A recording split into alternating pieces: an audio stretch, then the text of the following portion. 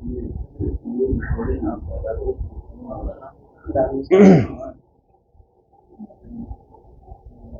باللہ من الشیطان الرجیم، بسم اللہ الرحمن الرحیم۔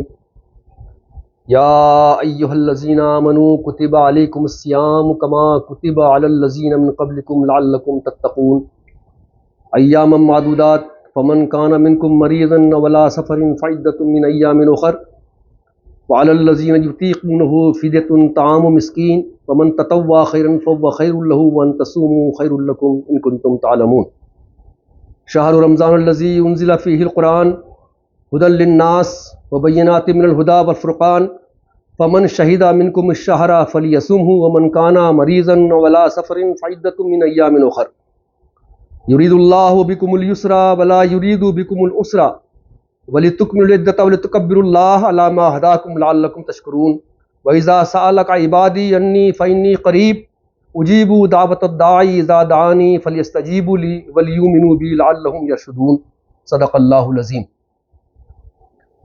پناہ مانگتا ہوں میں اللہ کی مردود شیطان سے، اعوذ باللہ من الشیطان الرجیم۔ شروع اللہ کے نام سے جو بڑا مہربان بے انتہا رحم کرنے والا ہے۔ بسم اللہ الرحمن الرحیم۔ اے ایمان والو، تم پر روزے فرض کر دیے گئے ہیں جیسا کہ تم سے پہلے لوگوں پر فرض کیے گئے تھے، تاکہ تم متقی اور پرہیزگار بن سکو۔ یہ گنے چنے دن ہیں، پھر بھی تم میں سے کوئی بیمار ہو، سفر میں ہو، تو اسے چاہیے کہ جتنے روزے چھوٹ جائیں ان کو دوسرے دنوں میں اس کی گنتی پوری کر لے، اور جو طاقت رکھتے ہوں تو وہ ایک مسکین کو کھانا کھلا دیں فدیے کے طور پر۔ یہ تمہارے لیے بہتر ہے، اور تمہارے لیے بہتر یہ ہے کہ تم روزہ رکھو اگر تم جانتے ہو۔ رمضان کا مہینہ وہ مہینہ ہے جس میں قرآن پاک نازل کیا گیا، جو ہدایت ہے انسانوں کے لیے، جس میں کھلی کھلی دلیلیں ہیں ہدایت کے لیے اور حق اور باطل میں فرق کرنے کے لیے۔ تم میں سے جو کوئی شخص رمضان کے مہینے کو پہنچے اسے چاہیے کہ وہ روزے رکھ لے، اور جو بیمار ہو یا سفر میں ہو تو دوسرے دنوں میں گنتی کر لے۔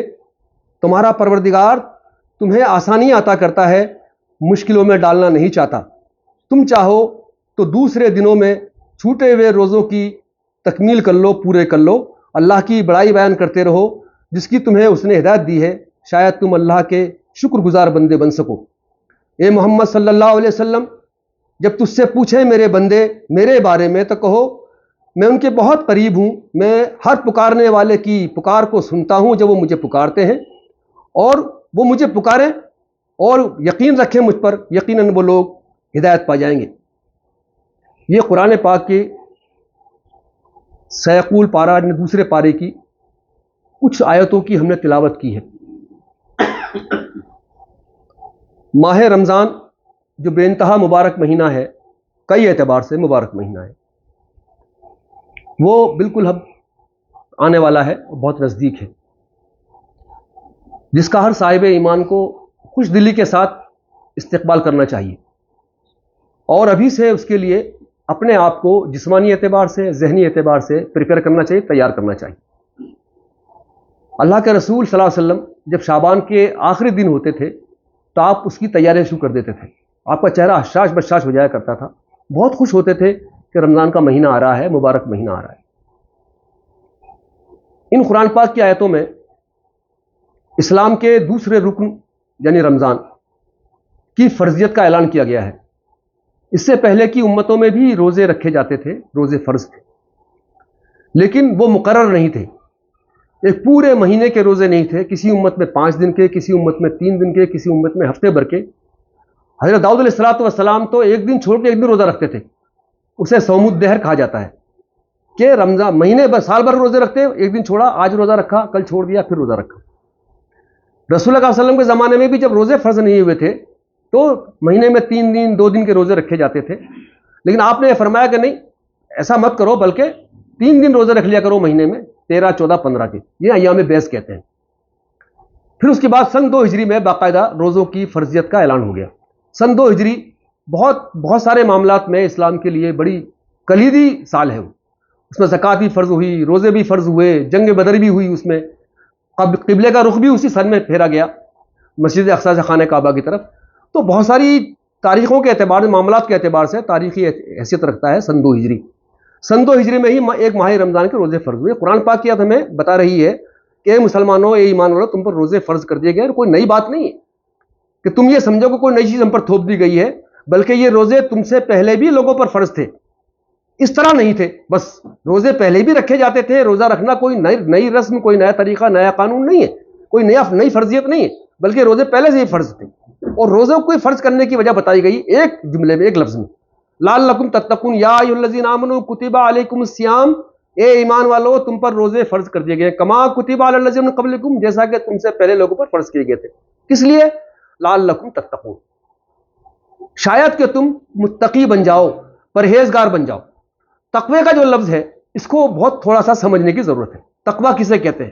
ہمارے یہاں متقی، پرہیزگار اس آدمی کو مانا جاتا ہے جو 5 وقت کی نماز کے علاوہ اپنی زندگی کا بہت سارا حصہ نوافل، اذکار، تسبیحات کے پڑھنے میں خرچ کرے، تہجد میں جاگے، اشراق پڑھے، اوابین پڑھے، ساری نمازوں کا اہتمام کرے، اور وہ ایسا عابد و زاہد بن جائے، اسے متقی کہتے ہیں.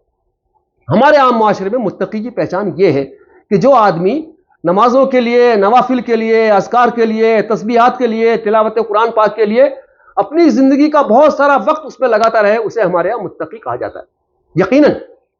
یقیناً اس میں کوئی شک نہیں.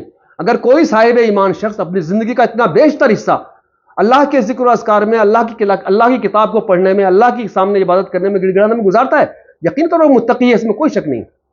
لیکن تقوی جو قرآن پاک یہاں ہمیں روزے سے تقوی چاہ رہا ہے، وہ تقوی کیا ہے؟ وہ تقوی ہے اللہ کا ڈر، اللہ کا خوف ہمارے دلوں میں پیدا ہو جائے. روزہ رکھنے کے بعد مزید رمضان کے مہینے میں اللہ کا ڈر اس حد تک پیدا ہو کہ میں چھوٹے سے چھوٹا گناہ کرنا تھا بہت دور، گناہ کے بارے میں سوچنا بھی چھوڑ دوں، گناہ کے بارے میں سوچنا بھی چھوڑ دوں، میرے دماغ میں گناہ کا تصور ہی نہ آئے. رمضان کا یہ رزلٹ آنا چاہیے. لعلکم تتقون، آپ ڈرو اللہ سے، ہر قدم پر خوف پیدا ہو جائے. اور یہ ٹریننگ، یہ جو ڈر ہے جو آپ کو 30 دن تک یاد دلاتا رہتا ہے کہ اللہ سے ڈرنا ہے، چھوٹے گناہوں سے بچنا ہے، گناہ کے بارے میں نہیں سوچنا ہے، گناہ کے راستے پر نہیں چلنا ہے، شیطان کے بہکاوے میں نہیں آنا ہے، کسی نفسانی خواہشات پر قابو پانا ہے، ان سب چیزوں پر کنٹرول کرنے کے روزہ رکھا جاتا ہے. یہ ٹریننگ مہینے پر 30 دن تک لگاتار ہمیں دی جاتی ہے تاکہ باقی 11 مہینوں میں ہم اس ٹریننگ کے میں جو ہمیں دی گئی ہے اس کی ہم پابندی کر سکیں. پھر 11 مہینے بعد پھر واپس 12واں مہینہ رمضان کا آ جاتا ہے. تو روزے کا اصل مقصد تقوی ہے. تقوی پیدا کہ یا ایھا الذین اتقوا اللہ حق تقاتہ ولا تموتن الا وانتم مسلمون. قرآن پاک دوسری جگہ اے ایمان والو ڈرو اللہ سے جیسا کہ اس سے ڈرنے کا حق ہے. ایسے نہیں توبہ توبہ اللہ اللہ توبہ، یہ ڈر نہیں کہ روز گناہ کروں، روز توبہ کان پکڑ لوں، توبہ گالوں پہ تھپڑ مار لوں، یہ خوف نہیں. یہ تقوی کیا ہے؟ آدمی کا اندر سے دل لرزنے لگ جائے، میں نے ایک گناہ سے توبہ کر لی، دوسرا گناہ کا کرنے کا مجھے موقع ملے، وقت آئے، میرے پاس فرصت ہو، میرے پاس تمام مواقع موجود ہوں تو آن چاند سے میں گناہ کر سکتا ہوں، مجھے کوئی روک نہیں سکتا، کوئی مجھے پکڑنے والا نہیں ہے، کوئی مجھے دیکھنے والا نہیں ہے، میں گناہ کر سکتا ہوں. بٹ اس وقت میرا دل لرزنے لگے کہ نہیں میں نے توبہ کر رکھی ہے، اس سے میں اس گناہ کو نہیں کروں گا. میرا دل اندر سے کانپنے لگے، اندر سے اللہ کا خوف آنے لگے کہ اللہ مجھے دیکھ رہا ہے، کوئی دیکھے نہ دیکھے میرا پروردگار مجھے دیکھ رہا ہے، اس کی پکڑ ہوگی.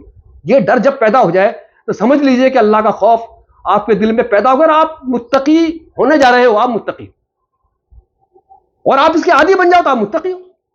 ہم اس کے عادی بن جائیں تو ہم متقی. ہم اس کے عادی نہیں بنے تو اس کا مطلب میں روزانہ کھیل کر رہا ہوں، جو کہ اللہ فرماتا ہے یا ایھا الذین آمنوا توبوا الی اللہ توبۃ نصوحا، اے ایمان والو توبہ کرو اللہ سے ایسی توبہ جو دوبارہ اس گناہ کرتے وقت آپ کے لگام ڈال دے، آپ کی زبان پر، آپ کے ہاتھ پر، آپ کی آنکھ پر، آپ کی ناک پر، آپ کی زبان پر، اور آپ کے ہاتھ پیروں پر، سارے جسمانی اعضاء پر، آپ کی فکر پر بھی لگام ڈال دے.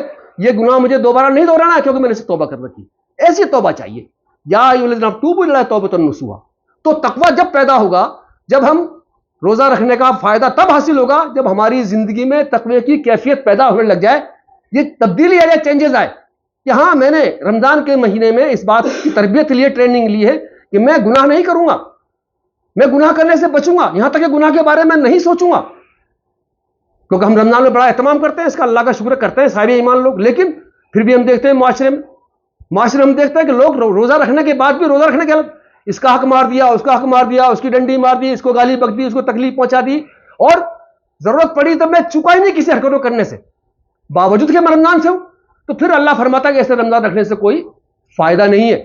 حدیث اللہ کے وسلم کی کہ جو لوگ رمضان رکھنے کے بعد جھوٹ بولتے ہیں انہیں کہو کہ وہ بھوکے نہیں مریں. مجھے ایسے فاقوں کی ضرورت نہیں ہے. یہ روزہ نہیں فاقہ ہے. اس سے تو روزہ نہ رکھنا بہتر ہے کہ تو کم سے کم تم روزے کی بے حرمتی تو نہیں کرو گے. کم سے کم روزے کی بے حرمتی تو نہیں ہوگی. یہ تقویٰ پیدا ہونا چاہیے. جب تو روزے کا فائدہ ہے, جب تو روزے کی فضیلت ہے, جب تو روزے کی برکتیں ہیں, جب تو روزے کی رحمتیں ہیں, ان تمام چیزوں کو حاصل کرنے کے لیے اگر ہم رمضان سے چاہتے ہیں تو ہمیں چاہیے اپنے دل میں خوف پیدا کریں اللہ کا, اللہ سے قدم قدم پر ڈریں, گناہ کرنے کے بارے میں نہ سوچیں. کم سے کم ایک مہینے تو اپنے آپ کو اس سے بچا کے رکھیں کہ ہم اس مہینے تو کم سے کم اللہ سے ڈرنے والے بن جائیں, تو ہمارے روزے کا فائدہ ہے. یہ قرآن پاک کی اس آیت کا جس سے تقویٰ چاہتا ہے پروردگار. دوسرا, رمضان کے اور بہت سارے فائدے ہیں جن کو ابھی میں اپن بات کریں گے تو انشاءاللہ آئے گی 20 بات کہ رمضان کے اور بہت سارے فائدے ہیں. نمبر 1, پہلا فائدہ, میں اپنی اس پیٹ کی آگ کو مندی کرنے کے لیے, بجھانے کے لیے اس بات کا عادی بناتا ہوں مہینے بھر کہ اگر مجھے کسی حالات ایسے آ جائیں, اسلام کی خاطر, اللہ کے دین کی خاطر, سماج کی بھلائی کی خاطر, کسی کے ظلم کو روکنے کی خاطر, اگر ایسا وقت آ جائے کہ مجھے 2 وقت 4 وقت کھانا نہ ملے, تو میں برداشت کرنے کی طاقت ہو جائے, میرا پیٹ اس قابل بن جائے, میرا معدہ اس قابل بن جائے کہ میں 4 ٹائم کی, 2 ٹائم کی, 3 ٹائم کی بھوک کو برداشت کر سکوں. کبھی جہاد کا موقع آ جائے, جہاد تلوار لے کر لڑنے کا نام نہیں ہے, جہاد ہے نفسانی خواہشات سے لڑنے کا نام بھی جہاد ہے, معاشرے سے لڑنے کا نام بھی جہاد ہے, برائیوں کے خلاف جنگ کرنے کا نام بھی جہاد ہے, بری رسم و رواج کو توڑنے کا نام بھی جہاد ہے, بدعتوں کو توڑنے کے خلاف بات کرنے کا نام بھی جہاد ہے. وہ جہاد کا آخری مرحلہ ہے جب اللہ آپ کو یہ حکم دے کہ اب موت اور زندگی کا مسئلہ آ گیا ہے, اللہ کے دین کی بقا کا مسئلہ آ گیا ہے, اب تمہاری جان کی بازی لگا دو. وہ جہاد کا آخری مرحلہ ہے. یہ جہاد میرے نفس سے شروع ہوتا ہے, میرے گھر سے شروع ہوتا ہے, میرے اندر سے شروع ہوتا ہے. پورے معاشرے میں جب ہم برائیوں کے خلاف لڑتے ہیں, اللہ کے دین کی بقا اور اس کے تحفظ کے لیے ہم کام کرتے ہیں, اور جو مصیبتیں آتی ہیں ان سے لگتا ہے سب جہاد ہے. تو جہاد کے وقت مجھے ان مصیبتوں کا سامنا کرنا پڑ جائے کہ مجھے کھانا نہ ملے, پانی نہ ملے, تو میرا پیٹ اس بات کا عادی ہو کہ میں 2 ٹائم 3 ٹائم بھوکا رہ سکتا ہوں, اللہ کے دین کے لیے کام کر سکتا ہوں. میرا پیٹ میری بھوک مجھے اس بات کے لیے مجبور نہیں کرے گی کہ میں نے ایک کام چھوڑ دوں. ایک پہلا فائدہ. دوسرا فائدہ, ہم ان لوگوں کے بارے میں سوچنا شروع کر دیں, مجبور ہو جائیں کہ جن لوگوں کو 2 وقت کی روٹی نصیب نہیں ہوتی ان پر کیا گزرتی ہوگی.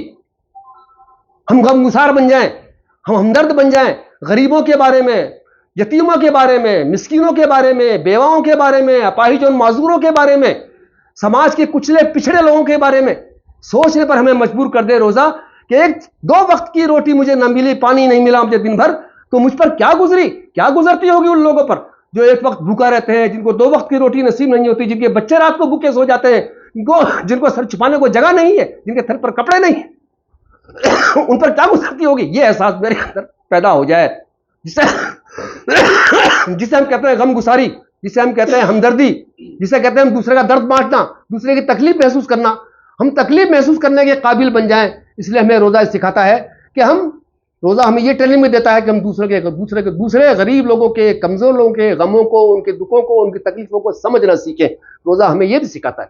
تیسرا سکھاتا ہے تحمل, بردباری. بات میں غصہ آ جائے, جھونجھل آ جائے, جھڑکنے لگ جاؤں, کسی کو ڈانٹ لگ جاؤں, پھٹکار لگ جاؤں, میرے منہ سے گالم گلوچ نکل جائے, غصے میں آ کے میں آپے سے باہر ہو جاؤں, اس طرح سی بات کی خاطر روزے کے مہینے میں, روزے کی حالت میں ہمیں ٹریننگ دی جاتی ہے کہ نہیں, غصے پہ کنٹرول رکھو, تحمل کرنا سیکھو, بردباری کرنا سیکھو, برداشت کرنا سیکھو, پیشنس رکھو. یہ میں کیوں میں روزے سے ہوں, نہیں میرے منہ سے. یہاں تک کہ اللہ فرماتے ہیں کہ جب کوئی کسی روزے دار کے سامنے 2 شخص جھگڑے اور وہ فضول بات ہے کہ تو انہیں منع کر دو کہ بھائی مت لڑو, اور آپ کی بات نہ مانے تو کہو اللہ کے واسطے میں روزے سے یہاں سے نکل جاتا ہوں, آپ چھوڑ دو انہیں, آپ وہاں مت کھڑے ہو, آپ وہاں شریک مت ہو, آپ وہاں سے دور چلے جاؤ. تو روزہ ہمیں سکھاتا ہے تحمل, بردباری, پیشنس. ہم صبر کرنا سیکھیں, برداشت کرنا سیکھیں, اپنے جذبات پر کنٹرول کرنا سیکھیں. یہ ہمیں روزہ سکھاتا ہے. چوتھا ہمیں یہ سکھاتا ہے پروردگار کہ ہم اللہ کی بندگی اور غلامی کے تصور سے روزہ رکھ رہے ہیں, یوں ہی بھوکے نہیں مر رہے ہیں, بلکہ اس لیے کہ میرا پروردگار جس نے مجھے یہ حکم دیا ہے وہ مجھ سے خوش ہو جائے.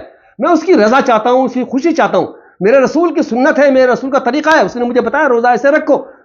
اس طریقے سے ہم روزے کو رکھیں تو میرا پروردگار بھی اور میرے رسول بھی حضرت محمد مصطفیٰ صلی اللہ علیہ وسلم بھی ہم سے خوش ہوں گے. اس لیے ہم روزہ رکھیں, دکھاوے کے لیے نہیں, ریاکاری کے لیے نہیں کہ لوگ مجھے روزے دار کہیں، اس لیے نہیں. یہ بہت سارے فائدے ہیں اس کے روزے کے، جو اللہ کے رسول صلی اللہ علیہ وسلم نے ہمیں گنائے، ہمیں بتائے ہیں. یہ بہت معمولی موٹے فائدے میں نے بھی آپ کو بتائے ہیں. روزے کے سلسلے میں کچھ باتوں میں ایک آدھ بات میں آپ کو دھیان دلا دیتا ہوں. ہم کیا کرتے ہیں سحری میں ہم کیا کرتے ہیں، بہت جلدی کرتے ہیں، اور اذان ہونے والی جلدی کرو اللہ کے. اور افطار میں ہم کیا کرتے ہیں، ابھی رک جاؤ، اندھیرا نہیں ہوا ہے، ابھی ٹائم نہیں ہوا ہے، ابھی سورج کو غروب ہونے دو، ابھی کیا پتا سورج نکل رہا اپنا دکھ نہیں رہا ہے. یہ بہت ساری چرچائیں ہم رات دن سنتے ہیں. اللہ کے رسول صلی اللہ علیہ وسلم کا واضح فرمان ہے، میری امت کی پہچان یہ ہے کہ وہ سحری میں دیر کرتی ہے اور افطار میں جلدی کرتی ہے. سورج غروب ہوتے ہی افطار کر لینا چاہیے، اور سحری کو دیر تک، جب تک کہ آپ کو یقین ہے آخری وقت ہو گیا تب تک آپ سحری کرتے رہو.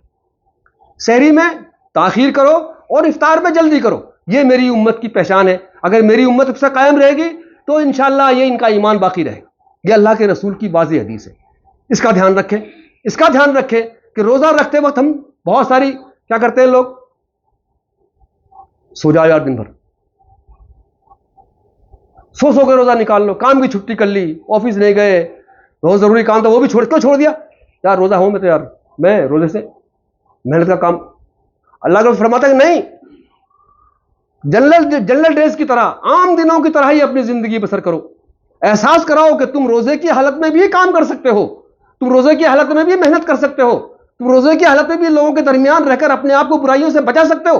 یہ احساس تو کراؤ. سو جاؤ گے تو پھر کیا ہوا، کہاں تقویٰ ہوا، کہاں میں نے ڈرایا. میں تو مسئلہ جب آئے جب میں آزمائشیں پڑھوں گا، جب میں 5 آدمی کے بیچ میں کھڑا ہوں گا، تب میری زبان بند رہے گی، میری سوچ بند رہے گی کہ مجھے گناہوں کی طرف جانا ہی نہیں ہے، غلط بات بولنی ہی نہیں ہے، غلط بات کسی سے کرنی نہیں. تبھی جا کنٹرول پتہ لگے گا. میں سو کے میں نے پورا روزہ نکال دیا، مجھے کیا احساس ہوا، کوئی احساس نہیں. آپ کولر میں آگے سو گئے، آپ اے سی میں آگے سو گئے، ٹائم نکال دیا. آپ کچھ دیر آرام کیجئے ڈیفینیٹلی، بٹ جنرل ڈیز کی طرح ہی اپنی زندگی کے معمول کو باقی رکھیے اور اس اعتبار سے روزے کو رکھیے.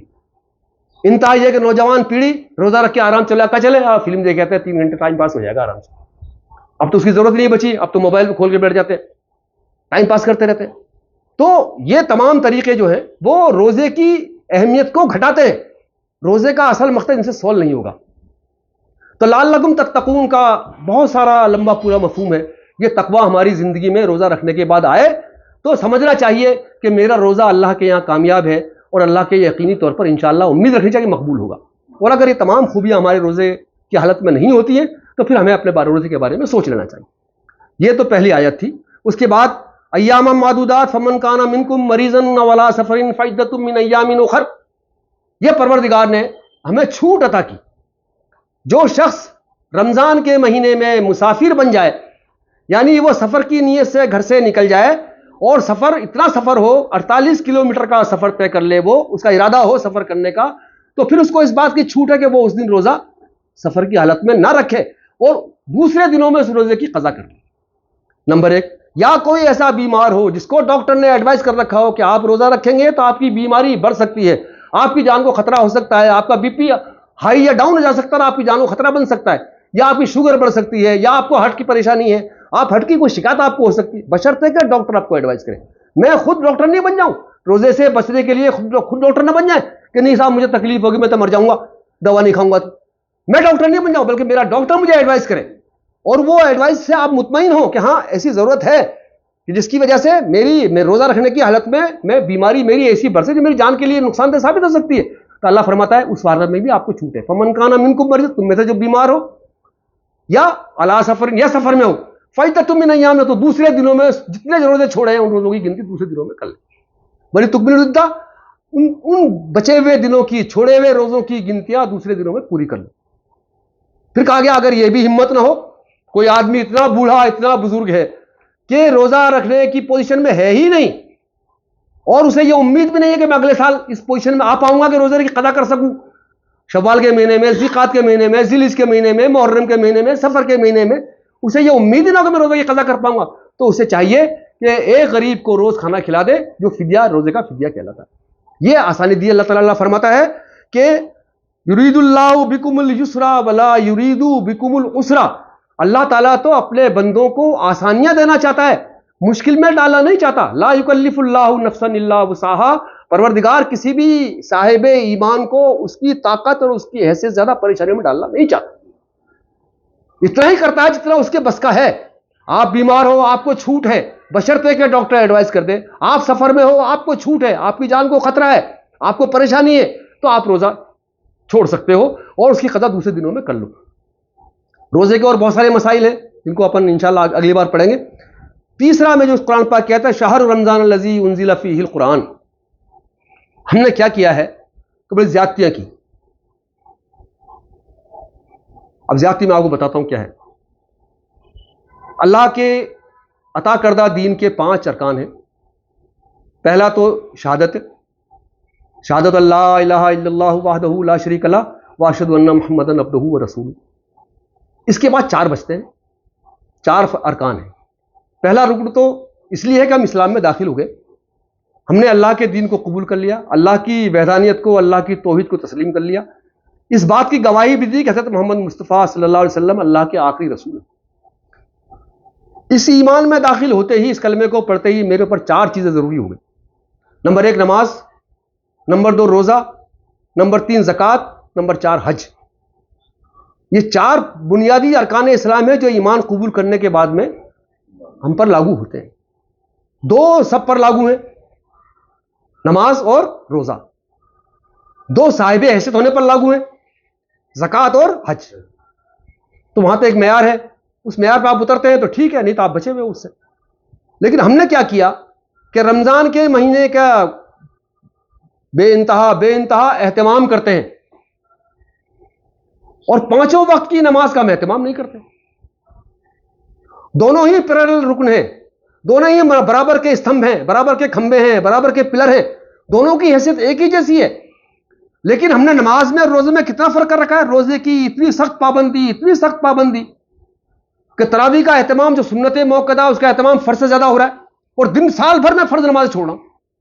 روزے کا فدیہ بھی وہی ہے، ایک نماز کا فدیہ بھی وہی ہے. نماز کا فدیہ کوئی نہیں دیتا.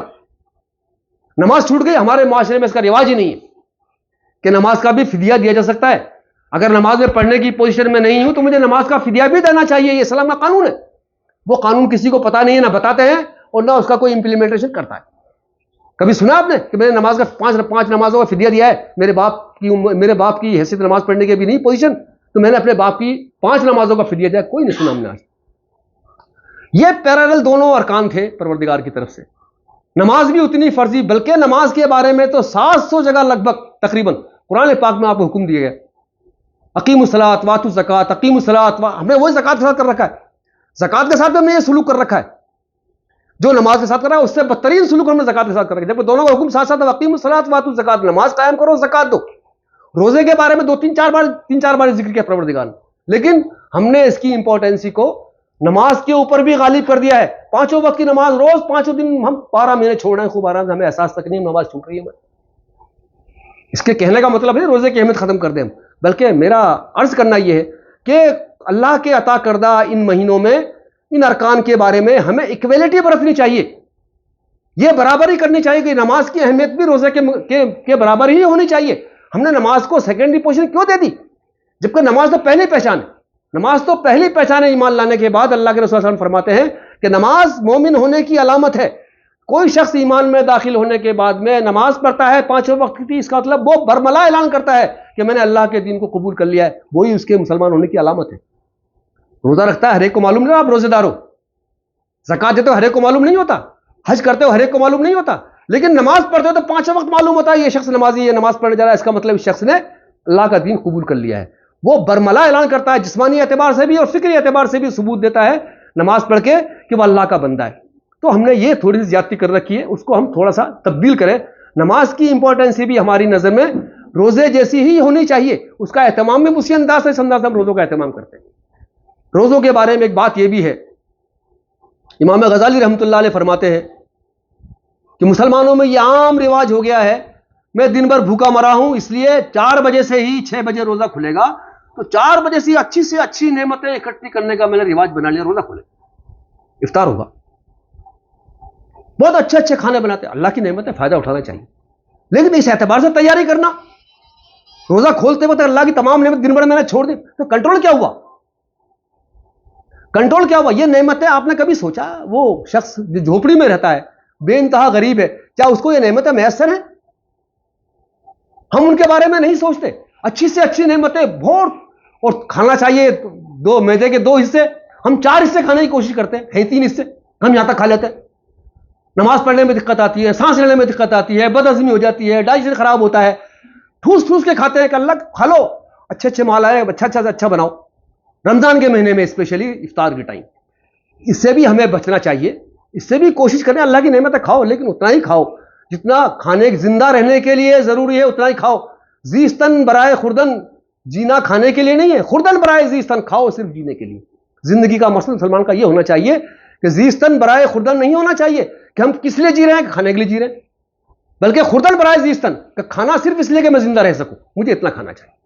تو اس رویے کو بدلنا چاہیے. اب قرآن پاک کی جو آیات ہے جو سب سے امپورٹنٹ ہے، شہر رمضان الذی انزل فیہ القرآن. مہینے تو بہت سارے، شوال کا مہینہ ہے، محرم ہے، سفر ہے، ذی قعدہ ہے، ذی الحج ہے، محرم ہے، سفر، ربیع الاول، ربیع الثانی، جمادی الاول، جمادی الثانی، رجب، شعبان، رمضان، شوال، ذی قعدہ، ذی الحج. یہ 12 مہینے اسلامک مہینوں کے نام ہیں، اور کوئی بھی مہینہ سنگل نام نہیں، یہ دھیان رکھنا. سارے مہینوں کے ڈبل ورڈ ہے. محرم الحرام، سفر المظفر، میں اس لیے سنا رہا ہوں کہ یہ سب کو معلوم ہو جائے. محرم الحرام، سفر المظفر، ربیع الاول، ربیع الثانی، جمادی الاول، جمادی الثانی، رجب المرجب، شعبان المعظم، رمضان المبارک، شوال المکرم، ذی الحجہ. کوئی مہینہ اسلام کا ایک ورڈ کا نہیں ہے، 2 ورڈ کے. ان سب کے میننگ ہے اپنے اپنے، موسم کے اعتبار سے، کوئی کس اعتبار سے، کس اعتبار سے. بہرحال تو رمضان کے مہینے کی میں مہینے اس مہینے کی امپورٹنس کیوں بنی؟ رمضان کے مہینے کی امپورٹنس اس لیے نہیں بنی کہ اس میں روزے رکھے جاتے ہیں، ورنہ تو 360 دنوں کی اہمیت ہونی چاہیے نماز کی وجہ سے. نماز تو 12 مہینے فرض ہے، ہر دن کی اہمیت اسی ہونی چاہیے جیسے رمضان کے مہینے. رمضان کے مہینے کی فضیلت روزے کی وجہ سے نہیں ہے. روزہ تو ایک رکن اسلام ہے جسے ہمیں کرنا ہی کرنا ہے. رمضان کی فضیلت صرف اس لیے ہے کہ اس میں اللہ کی مقدس کتاب جو تمام انسانوں کے لیے ہدایت ہے وہ اس ماہ مبارک میں نازل کی گئی. شہر رمضان الذی انزل فیہ القرآن ھدی للناس.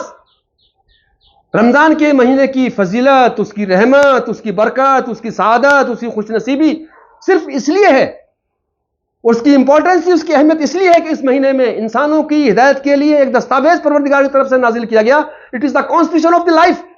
یہ انسانیت کے لیے سکون دینے والا نظام زندگی ہے. یہ کانسٹیٹیوشن آف لائف جو انسان کو پیس عطا کرتا ہے، امن عطا کرتا ہے، سکون عطا کرتا ہے، معاشرے میں بگاڑ سے روکتا ہے، معاشرے ایک صالح معاشرہ، ایک نیک معاشرہ، ایک اچھا معاشرہ تشکیل دیتا ہے.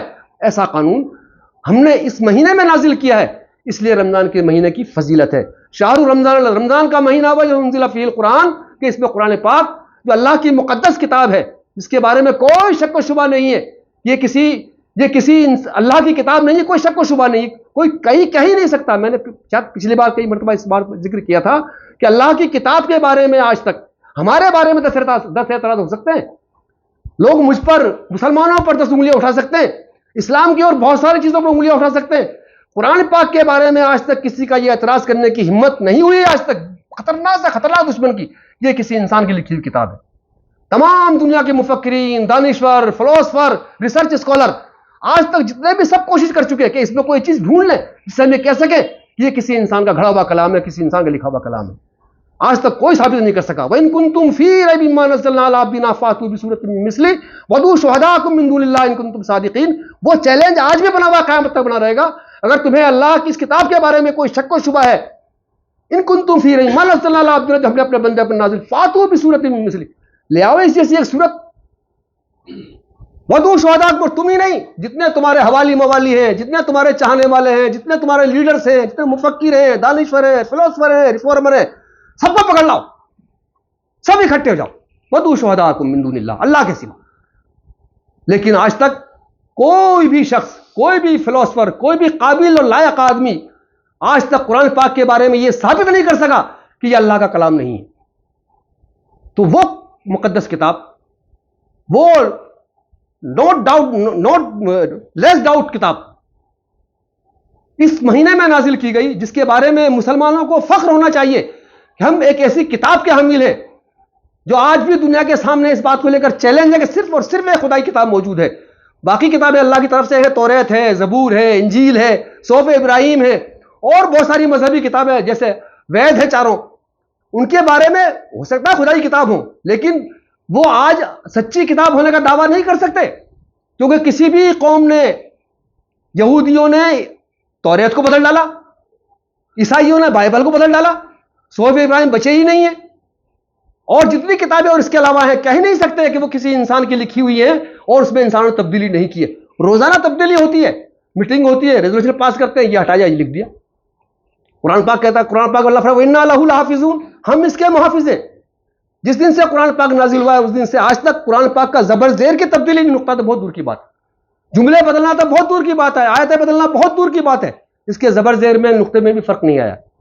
تو ہم یہ دعوے سے کہہ سکتے ہیں کہ آج ہم ایک ایسی کتاب کے حامل ہیں، ایک ایسی کتاب کے امین ہیں جو اپنے آپ میں سچی ہے، خدائی کتاب ہے، اور جو ہمیشہ تک کے لیے ہے۔ ھدی للناس، شہر رمضان الذی انزل فیہ القرآن ھدی للناس، مسلمانوں کے لیے نہیں، یہ کتاب صرف مسلمانوں کے لیے نہیں ہے، مسلمان اپنے آپ کو اس کتاب کا ٹھیکیدار نہیں سمجھے، یہ ہدایت ہے انسانوں کے لیے، عام انسانوں، ہیومینٹی کے لیے۔ ہم نے یہ کتاب نازل کی، تمام انسان اس سے فائدہ اٹھائیں، تمام انسانوں کے لیے راہ ہدایت ہے، تمام انسانوں کے لیے سیدھا راستہ ہے، یہ تمام انسانوں کے لیے شانتی اور سکون کا پتھ ہے، وہ راستہ ہے جس پہ چل کر، جس کو پڑھ کر انسان پرسکون زندگی خود بھی گزار سکتا ہے اور ایک پرسکون معاشرہ بنا سکتا ہے۔ ھدی للناس، پہلی بات ہم نے اس مہینے میں قرآن پاک نازل کیا، اس لیے اس مہینے کی فضیلت ہے، یہ رمضان کا مہینہ اس لیے متبرک ہے، اس لیے قابل احترام ہے کہ اس میں ہم نے انسانوں کی ہدایت کے لیے ایک نسخہ کیمیا عطا کیا۔ حضرت محمد مصطفیٰ صلی اللہ علیہ وسلم کی ذات مقدس پر اس کتاب کو ہم نے نازل کیا۔ انا انزلناہ فی لیلۃ القدر وما ادراک ما لیلۃ القدر، لیلۃ القدر خیر من الف شہر تنزل الملائکۃ والروح فیہا باذن ربہم من کل امر سلام ہی حتی مطلع الفجر۔ یہ وہی قرآن ہے جس کو ہم نے شب قدر میں نازل کیا، یہ شب قدر بھی رمضان کے مہینے میں آتی ہے جس میں قرآن پاک کو نازل کیا گیا۔ تو شہر رمضان الذی انزل فیہ ھدی للناس، پہلی خوبی قرآن پاک کی، جس کتاب کو اس مہینے میں نازل کیا گیا اس کی پہلی خوبی کیا تھی؟ وہ ہدایت ہے، گائیڈ لائن ہے، مارگدرشن ہے، مارگدرشک ہے، کس کے لیے؟ انسانوں کے لیے، عام انسانوں کے لیے۔ دوسرے اللہ فرماتا ہے وَبَيِّنَاتٍ مِّنَ الْهُدَىٰ وَالْفُرْقَانِ، اتنا کیا نہیں کتاب پکڑا دیا ہاتھ میں، لو بھائی یہ تمہاری گائیڈ لائن ہے، چلو، بلکہ اس کے ماننے والوں کو کہا گیا ڈرنے کی ضرورت نہیں ہے، کسی سے مغلوب ہونے کی ضرورت نہیں ہے، احساس کمتری کا شکار ہونے کی ضرورت نہیں ہے، کسی سے دبنے کی ضرورت نہیں ہے، کیونکہ ہم نے اس کتاب میں کھول کھول کر واضح دلیلیں آرگومنٹ کے ساتھ سمجھا دیا ہے۔ بینات من الہدی والفرقان، دلیلیں ہیں، کھلی دلیلیں ہیں، کھلے ثبوت ہیں، کھلا آرگومنٹ ہے، کوئی کر کے دیکھ لے۔ اس قرآن پاک سے باطل کی ہر چیز کو توڑا جا سکتا ہے، اس کے ہر چیلنج کا جواب ہے اس میں۔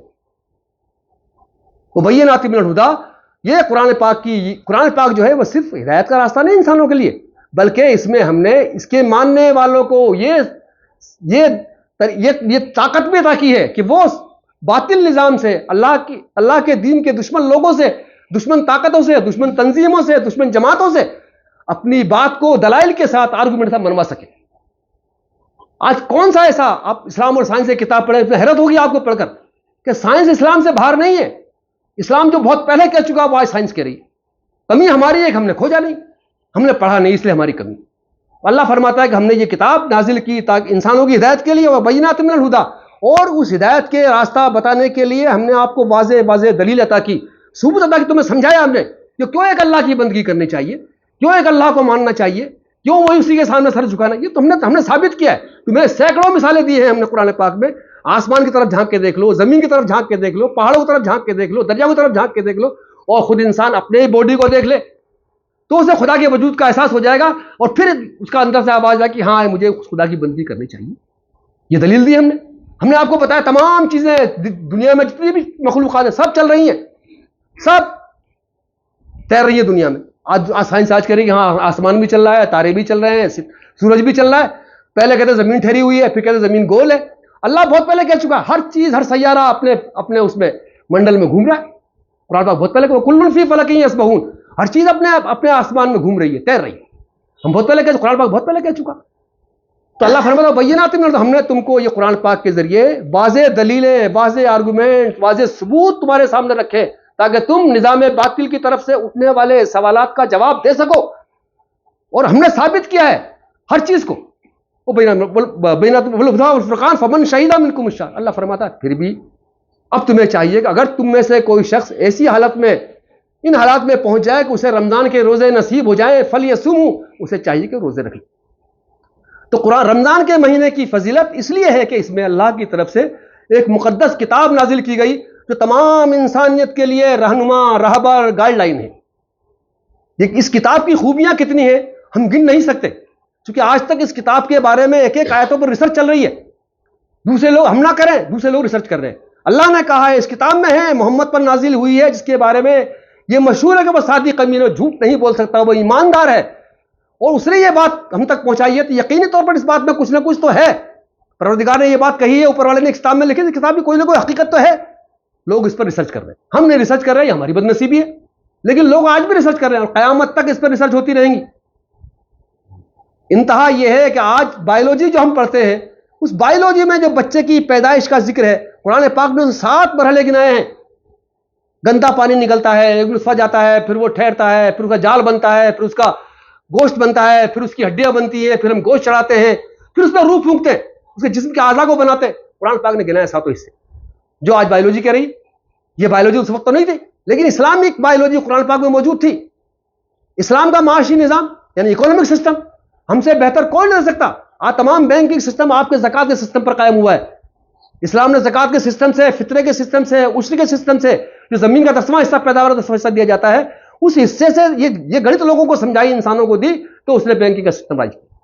وہ آپ نے دیا, لیکن ہمیں پتہ نہیں.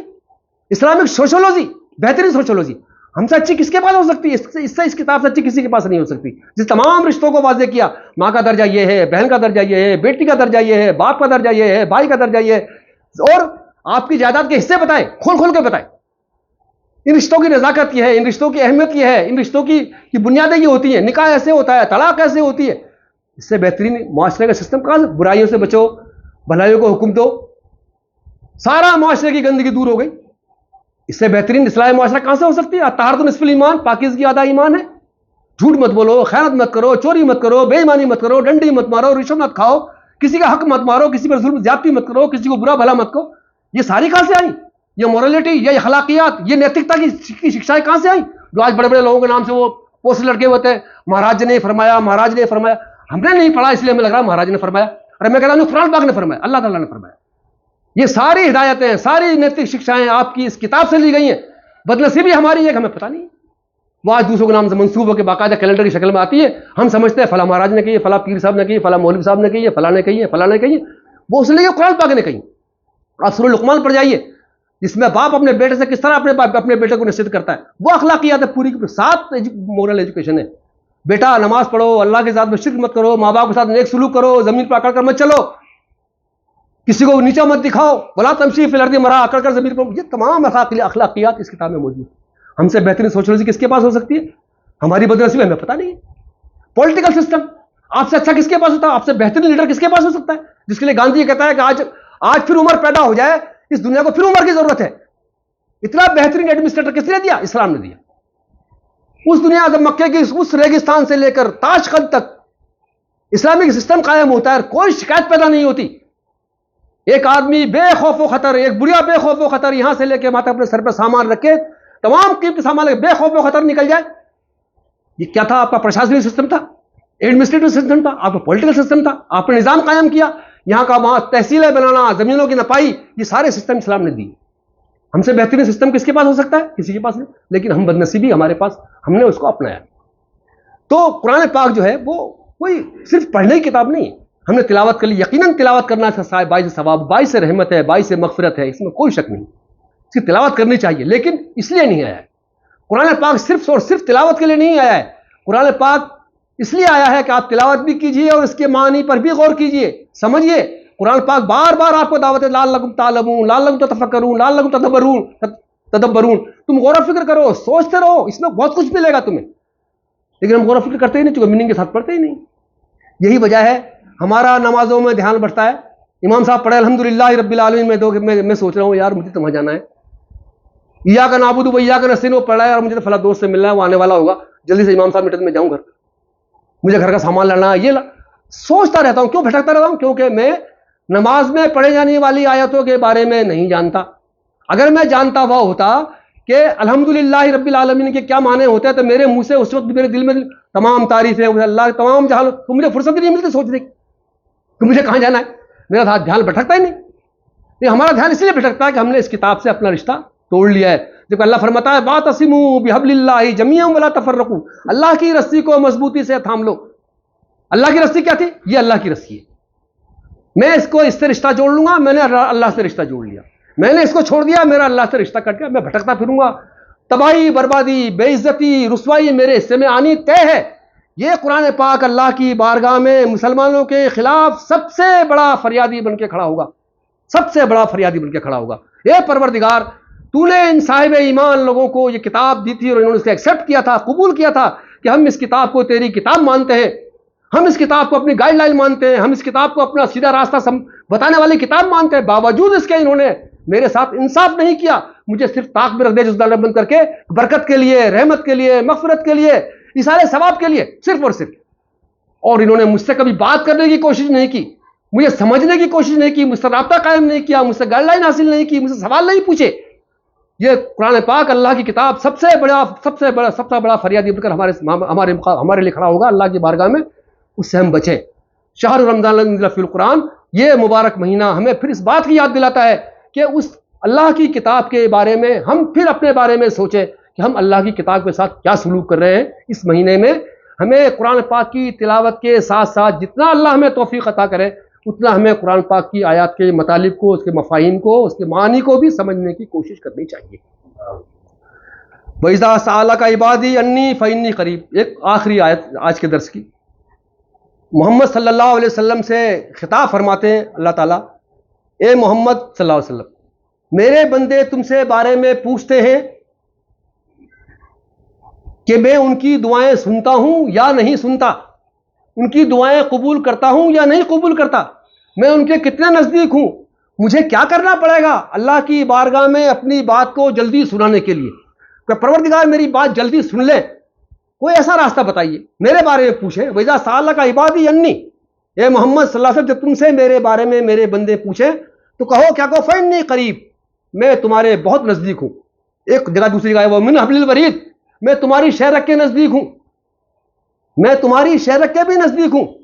تم مجھے پکار کر تو دیکھو، تم مجھے اپنے اتنے نزدیک پاؤ جیسے تمہاری شہرک اتنے نزدیک پاؤ گے، بشرطے کہ تم خلوص نیت کے ساتھ، ایماندار بن کر، سچائی کے ساتھ، صرف یہ سوچ کر، یہ سمجھ کر، یہ یقین کر کے کہ ہاں تو ہی سننے والا ہے، تو ہی قبول کرنے والا ہے، تو ہی دینے والا ہے، میں کسی اور کو اس میں تیرا شریک نہیں مانتا، نہ سمجھتا ہوں. وَإِذَا سَأَلَكَ عِبَادِي، تو ان سے فَإِنِّي قَرِيب، میں تمہارے بہت قریب ہوں. اُجِيبُ دَعْوَةَ الدَّاعِ إِذَا دَعَانِ، جب یہ مجھے پکاریں گے میں ان کی آواز سنتا ہوں، میں ان کی دعائیں قبول کرتا ہوں. کوئی مجھے پکار کے تو دیکھے، پروردگار دینے کو بیٹھے، کوئی لینے والا تو ہو، کوئی ہاتھ تو پھیلائے، کوئی گڑ گڑائے تو صحیح، کوئی روئے تو صحیح، کوئی عاجزی سے کرے، کوئی اپنی فریاد تو لائے. فریاد لانے والے کا بھی سلیقہ ہونا چاہیے، فریاد کرنے کا بھی سلیقہ ہونا چاہیے، دعا مانگنے کا بھی سلیقہ ہونا چاہیے. آپ اس انداز سے پروردگار سے دعائیں مانگو، لگے پروردگار کو ہاں میرا بندہ میرے پاس آیا ہے، تمام دنیا کو چھوڑ کے میرے پاس آیا ہے. جیسا ہم اقرار کرتے ہیں ایاک نعبد و ایاک نستعین، تیری ہی بندگی کرتے ہیں، تجھی سے مدد چاہتے ہیں. اس کنسپٹ کے ساتھ، اس تصور کے ساتھ پروردگار کی بارگاہ میں ہم روئیں گے، گڑ گڑائیں گے، ہاتھ پھیلائیں گے، مانگیں گے، پروردگار ضرور سنے گا. اور ایسا ممکن نہیں ہے کہ پروردگار کی قوت سماج سے کوئی چیز بندے کی باہر ہو، یہ ممکن نہیں ہے. بس فرق یہ ہے، ہمارے سوچنے کا فرق یہ ہے، کسی کی دعا ابھی جسٹ قبول ہو گئی، کسی کی دعا 2 گھنٹے بعد قبول ہوئی، کسی کی دعا 2 سال کے بعد قبول ہوئی. پروردگار اللہ کے رسول فرماتا ہے کہ ہم بہت ساری دعاؤں کو ریزرو رکھ لیتے ہیں. بندے کے لیے ابھی اس کی دعا ٹھیک تو ہے، ابھی قبول کرنا اس کے حق میں نہیں ہے، اس کا قبول کیا جانا اس کی منظور کے 2 سال کے بعد، 2 مہینے کے بعد، 2 گھنٹے کے بعد، 2 ہفتے کے بعد یہ مناسب ہے. ہم اس وقت اس کی دعا کی قبول کا اثر دکھاتے ہیں. اس لیے اللہ کی ذات سے کبھی مایوس نہیں ہونا. لا تقنطوا من رحمت اللہ، اللہ کی رحمت سے کبھی مایوس مت ہو، نا امید مت ہو. مانا میں نے دعا مانگی، ابھی مجھے اثر نہیں دکھا اس کا، لیکن میں پروردگار کی ذات سے مایوس نہیں ہوں. مجھے یقین رکھنا چاہیے کہ میں نے مانگا ہے تو میرا پروردگار مجھے دے گا. ممکن ہے آج نہ دے، کل دے، 2 مہینے بعد دے، 2 سال بعد دے. وَإِذَا سَأَلَكَ عِبَادِي عَنِّي فَإِنِّي قَرِيبٌ أُجِيبُ دَعْوَةَ الدَّاعِ إِذَا دَعَانِ، جب تم مجھے پکارو گے تو تم مجھے اپنے بہت نزدیک پاؤ گے. اور میں اپنے ہر بندے کی بات سنتا ہوں، ہر بندے کی دعا سنتا ہوں اور اسے قبول بھی کرتا ہوں، بشرطے کہ وہ قبولیت کے لائق ہو، بشرطے کہ وہ قبولیت کے لائق ہو اور مانگنے والے نے مانگنے کا انداز اختیار کیا ہو اور وہ خلوص نیت کے ساتھ میرے پاس آیا ہو۔ میں اپنے بندے کی ہر بات سنتا بھی ہوں، اس کی ہر دعا قبول بھی کرتا ہوں۔ اللہ فرماتا ہے وَلِيُؤْمِنُوا بِي لَعَلَّهُمْ يَرْشُدُونَ، تمہیں چاہیے کہ بس اللہ پر یقین رکھو، شاید تم ہدایت پا جاؤ، سیدھے راستے پر آ جاؤ۔ یہ قرآن پاک کی آیتیں میں نے آج اس لیے منتخب کی تھی کہ رمضان کا مہینہ بالکل اب سامنے ہے، ہم رمضان کے مہینے کی فضیلتوں سے، اس کی رحمتوں سے، اس کی برکتوں سے استفادہ کرنے کے لیے، فائدہ اٹھانے کے لیے بھرپور کوشش کریں، آج اس سے تیاری کریں، اس کی مینٹلی پریپئر ہوں اور رمضان کے روزے اس اعتبار اس حیثیت سے رکھیں جو کہ اس کا حق ادا ہو جائے۔ لعلکم تتقون، تقویٰ پیدا ہونے لگے تو پھر سمجھنا چاہیے کہ میرا روزہ فائدہ مند ہو رہا ہے۔ جیسے ان الصلاۃ تنہی عن الفحشاء والمنکر، نماز پڑھتے وقت پانچوں وقت کی مسجد میں حاضری دینے سے کہیں زیادہ امپورٹنٹ یہ ہے کہ ہماری زندگی میں نماز پڑھنے کے بعد میں یہ تبدیلی آنی چاہیے کہ نماز، ان الصلاۃ تنہی، نماز بے حیائی کے کاموں سے روکتی ہے۔ میری زندگی میں اگر بے حیائی کے کاموں سے رکنے کا جذبہ پیدا ہو رہا ہے نماز پڑھنے کے بعد، تو مجھے سمجھنا چاہیے کہ میری نماز اللہ کی بارگاہ میں قبول ہے، اللہ کی بارگاہ میں منظور ہے، نہیں تو پھر اپنے بارے میں فیصلہ کر لینا چاہیے۔ جیسے زکوٰۃ کے بارے میں اللہ کے رسول فرماتے ہیں کہ زکوٰۃ دینے کے بعد میں مال میں بڑھوتری ہونی چاہیے، تجارت میں بڑھوتری ہونی چاہیے، برکت ہونی چاہیے، چوری سے مال محفوظ ہونا چاہیے۔ اگر ایسا نہیں ہوتا ہے تو اس کا مطلب مجھے سمجھنا چاہیے کہ میں نے زکوٰۃ دینے میں تو گڑبڑی کی ہے، یا میں نے زکوٰۃ کا صحیح مال نہیں نکالا، یا میں نے زکوٰۃ کو صحیح مستحق آدمی تک نہیں پہنچایا۔ میں نے حج کیا ہے، حج کے بارے میں فیصلہ کر لینا چاہیے۔ اللہ کے رسول فرماتے ہیں حج کرنے کے بعد میں آدمی اللہ کی بارگاہ سے جب لوٹتا ہے تو وہ ایسے لوٹتا ہے جیسے وہ آج ہی ماں کے پیٹ سے پیدا ہوا ہے۔ شرط کیا ہے؟ پروردگار کی بارگاہ میں جائیں تو وہاں توبہ کریں اور اس توبہ پر باقی رہیں، تو توبہ کر لیتا ہے سچے دل سے انسان اللہ کی بارگاہ میں جا کر کہ اللہ میں تیری بارگاہ میں آ گیا ہوں، کوئی ڈر نہیں بچا ہے اس کے سوا، کوئی ڈر نہیں ہے اس کے سوا، میں کہاں جاؤں، کس کے پاس جاؤں؟ جو ہو گیا سو ہو گیا، میں بندہ ہوں، تیرا گنہگار ہوں، مجھ سے بہت سارے گناہ ہوئے ہیں، غلطیاں ہوئی ہیں، خطائیں ہوئی ہیں، میں تیرا مجرم ہوں۔ آپ روئیے، گڑ گڑائیے، یقینی طور پر اللہ آپ کی دعا قبول کر کے آپ کو ایسے ہی بھیجے گا جیسے آج آپ ماں کے پیٹ سے پیدا ہوئے۔ شرط یہ ہے کہ آپ توبہ کرنے کے بعد میں پھر آ کر دوبارہ وہی چوری، وہی رشوت، وہی بے ایمانی، وہی حق زنی آپ کرنے لگ جائیں، وہ آپ کی توبہ ختم۔ جس چیز کا آپ وعدہ کریں، وعدہ توڑ دیا آپ نے، پھر آپ اللہ سے وعدے کی امید رکھتے ہو کہ وہ وعدہ نبھائے اپنا۔ ہم بھی تو اپنے وعدے میں باقی رہے، تو یہ ہر نماز کا ایک رزلٹ ہے اور ایک پیمانہ پروردگار نے ہمیں بتا دیا ہے۔ اپنی عبادتوں کو ان پیمانوں پر تولتے رہو اور اپنی نماز، اپنے روزے، اپنی زکوٰۃ، اپنے حج کے قبولیت کے بارے میں سوچتے رہو، فیصلہ کرتے رہو کتنی قبول ہو رہی ہے، کتنی قبول نہیں ہو رہی ہے۔ بالکل ایسا کا ایسا رویہ ہمیں ایمان کے ساتھ بھی اپنانا چاہیے۔ ایمان سب سے امپورٹنٹ، میں نے بہت پہلے شروع میں جب ہم نے سورہ والعصر پڑھی تھی، جب میں نے آپ سے ایمان کے بارے میں بہت تفصیل سے بات کی تھی، اور میں اس تفصیل سے اس لیے بات کرتا ہوں ایمان کے بارے میں، ایمان ہی امپورٹنٹ چیز ہے۔ سارے عمل صالح، ساری نیکیاں، ساری عبادتیں، سارا تقویٰ، ساری خیر کی کام، سارے بھلائی کے کام، انسانی سارے کے سارے کام، ساری اچھائیاں اس ایمان کے پیچھے ہیں۔ اللہ کے یہاں ان کی قدر صرف ایمان سے ہے۔ ہم سے اچھے دوسرے لوگ کام کرتے ہیں، اسپتال بناتے ہیں، کالج کھولتے ہیں، یونیورسٹی چلاتے ہیں، پبلک کی مدد کرتے ہیں، غریبوں کی مدد کرتے ہیں، اسپتالوں میں سیوا کرتے ہیں، خیرات کرتے ہیں، لنگر کھلاتے ہیں۔ ان کے اعمال کی قدر دنیا میں ہی ہے، اللہ کے یہاں کوئی قدر نہیں، کیونکہ ان کے پاس ایمان کی دولت نہیں۔ تو ہمارے ان تمام اعمال کی قدر صرف اس لیے ہے پروردگار کے ہمارا ایمان موجود ہے، ہم صاحب ایمان ہیں۔ لیکن ایمان کو بھی ناپتے رہنا چاہیے، ایمان کو بھی ٹٹولتے رہو، میرا ایمان داؤ پہ نہ لگے کہیں، کیونکہ شیطان گھات لگائے بیٹھا ہے، میں کب اس کا ایمان داؤ پر لگا دوں تاکہ اس کی تمام نیکیاں برباد ہو جائیں۔